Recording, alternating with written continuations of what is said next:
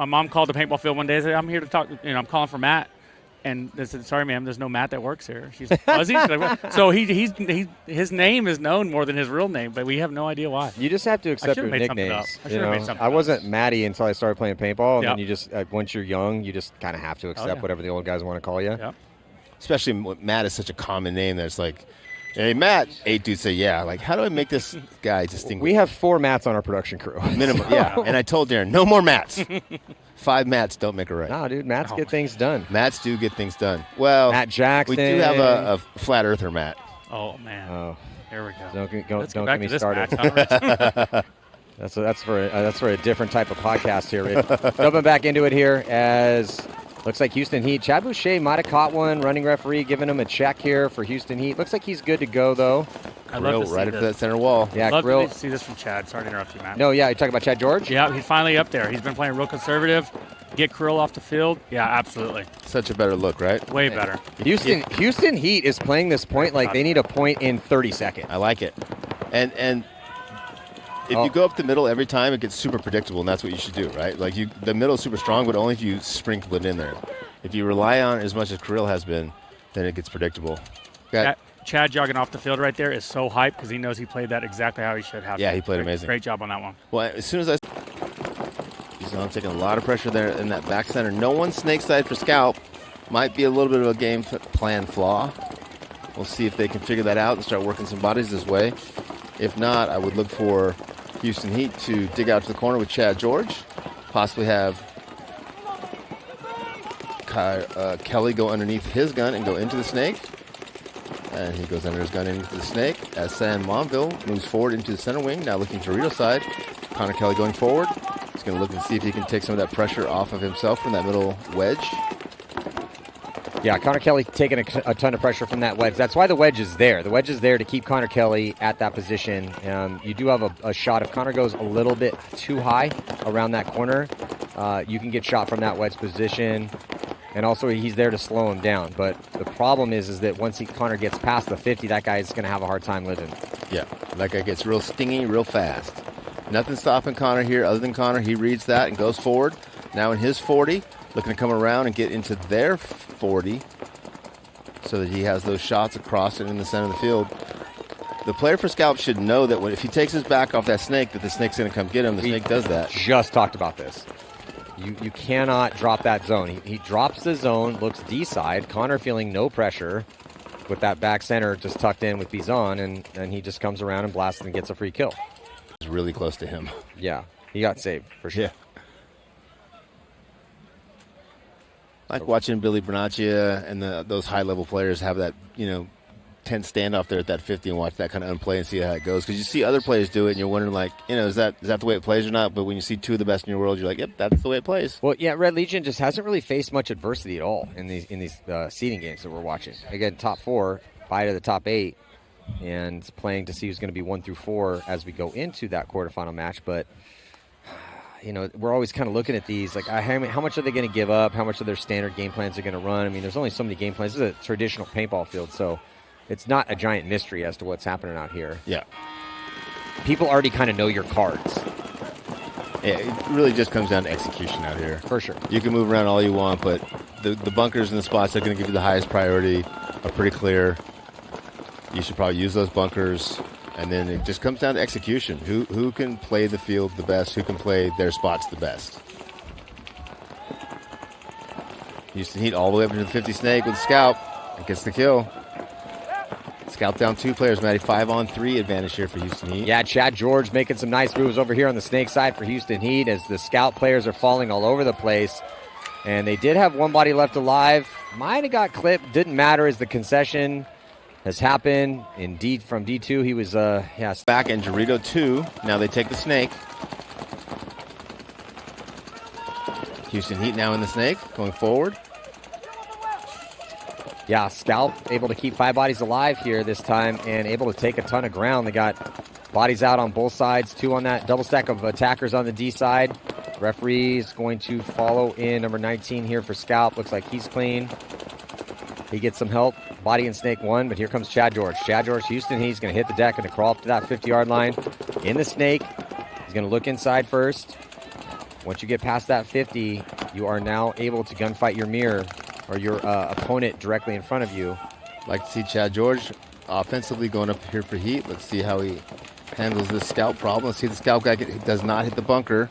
Chad might not know he's in there with him. Yeah, but nobody's watching over the snake player for the scout, Matty. Well, I thought for a second Duro was about to take his barrel off, and I was thinking, oh man, don't do that. He's hitting the bunker too. Yeah, he's giving it away now. So Chad George knows he's there. Oh yeah, Chad knows exactly where this guy is, and he probably knows he's leaning into it, and he's about to get smoked.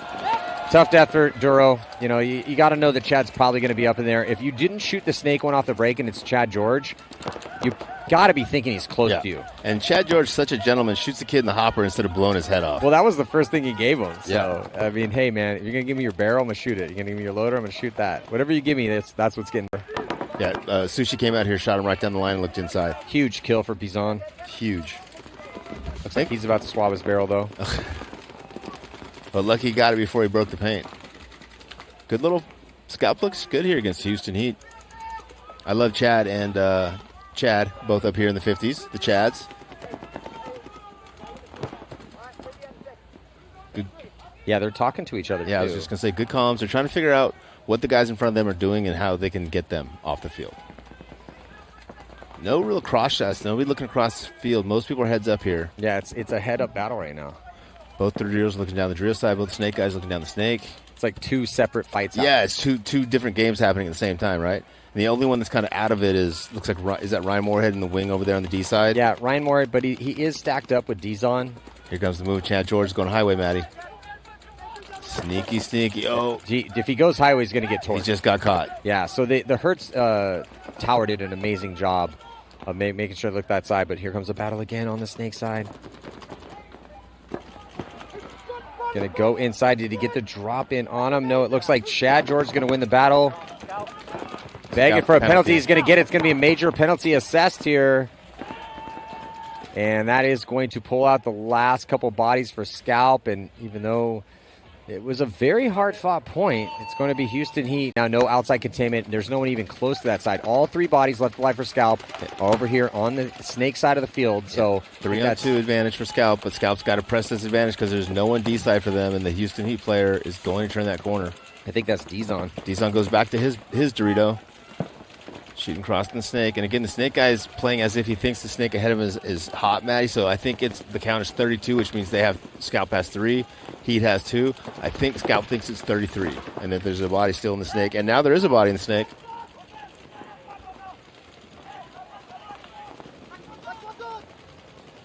Houston Heat player crawling forward to snake 2, looking down the tape. He's got 2 Scalp players ahead of him. But also, Rich, because the margin means nothing here, if I'm Heat, I'm super content with just burning clock. Oh, for sure. Losing this point, whatever. I'm not saying they're going to lose it because they got Dizon all the way and they got a good field spread, but this point is relatively inconsequential for Houston Heat if they can burn a minute and a half off. Yeah, 2-on-2 now, Matty.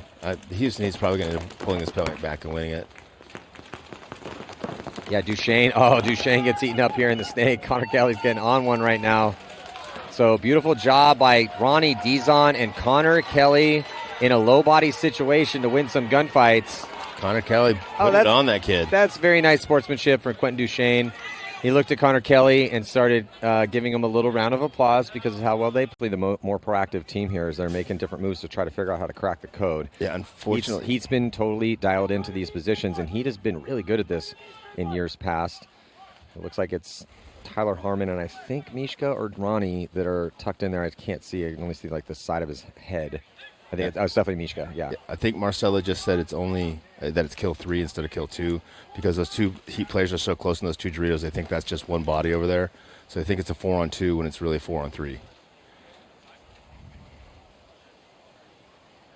Well, now Marcelo's committing to get very close to Harrison, who's at the 50-yard line. He's got to be careful when he wraps around here. Sam's been Sam was dedicated to that side, but now he's going to head check. Sam's going to get his gun back up. But he's blocked out. He can't see Harrison Fry make this crawl. And then once Harrison gets here, he's going to be blocked out from both those Doritos by the South Electronics tower and that wedge. Yeah, he is screaming arsenic. Oh, Harrison. Oh, and San Monville makes Harrison Fry pay. Nasty.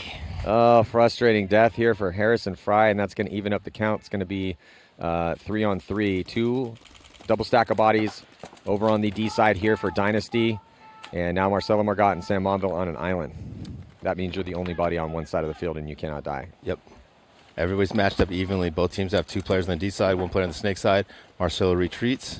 Control spots to just play smart paintball. Heat loses another, so 4 on 3 advantage as Tyler Harmon finally goes on offense, gets into Dorito 4 over there. And I think he shoots Ryan Greenspan. Ryan's getting a check. Tyler might have just bounced him. So 3 on 4 advantage, but Heat has to attack. Fedorov's attacking. Tyler Harmon's attacking all the way into the Dynasty side of the field now. Gets 2 more. Well, it's just Ryan now, back corner bunker. It's 2 on 2. And in the Snake. Yeah, so 2 on 2. Advantage, though, for Houston Heat because no one's on that side of the field for Dynasty. Well, and also just a giant advantage for Dynasty because 230. Up by 4. Yeah, even up on the count. Yeah, but you can tell by Fedorov's body language, he doesn't know it's a 2 on 2. There's definitely an advantage here for Heat as far as they shoot Greenspan. So now a big advantage is just Harrison. Because the 2 on 2, you want to have the field spread. That's always going to give you the advantage. But it's just the time, the clock, and the score here is... Dynasty can give this up. Harry just needs to try to eat up this clock. He trades out with... Oh, he's begging for a penalty. Looks like it's going to be a trade. Mishka's going to hit the afterburners to put the point up. So it's going to be a 3-point game with 1 minute and 57 seconds left. Harrison has to be very careful here because they have a 3-point lead. Yeah.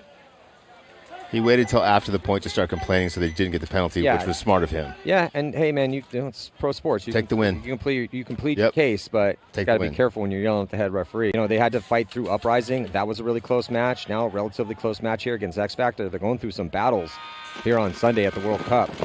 Jumping back into this one here with just a minute and a 4-point spread. This game's pretty much over. 4 on 4 as Tyler Harmon and Arturo take the walk.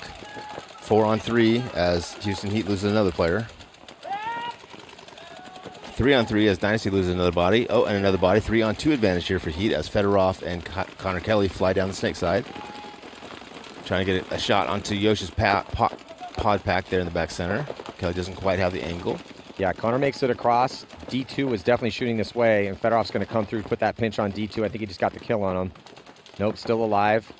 Did they pinch out the back center yet? No, not yet. Fedorov gets taken out. Yosh is holding the line from that back center. I think this is a 2-on-1 Dynasty advantage now, Matt. They just shoot out away. Connor Kelly. So Danny Schonauer and Yosh Rao hold the line for San Diego Dynasty. See if Yosh wants to go run this score up. He's probably not going to do that. Listen, at his age, he shouldn't take any more steps than he has to. I think he's like 29, 30 now. He's got to start slowing it down, taking it a little more easy. Good point for Dynasty there. Lost a bunch of bodies. Dynasty defeats Heat, and Impact takes down X Factor, so the stage is set for the semifinal battle. Is it going to be Impact or Dynasty moving on into the last match? But stick around. It's going to be PB Fit.